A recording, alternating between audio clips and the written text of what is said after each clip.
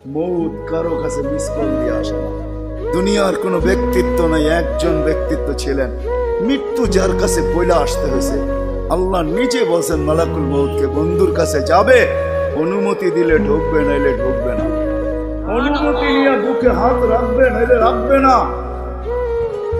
আমার বন্ধুর অনুমতি ছাড়া হাত রাখবে না বুকে। একজনই দুনিয়াতে ব্যক্তিত্ব ছিল যার কাছে অনুমতি নিয়ে আসছে, কারো কাছে আজ পর্যন্ত অনুমতি নিয়ে আসে আর আসবেও না। সত্য এটাই।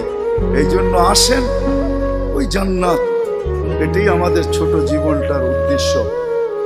এই জন্যই আল্লাহ ডেলি ডাকে, 5 বেলা ডাকে, গ্যারান্টি দিয়া ডাকে, সিল লাগা ডাকে। ইদা সালুহা সালুহা সাইরুল আমাল।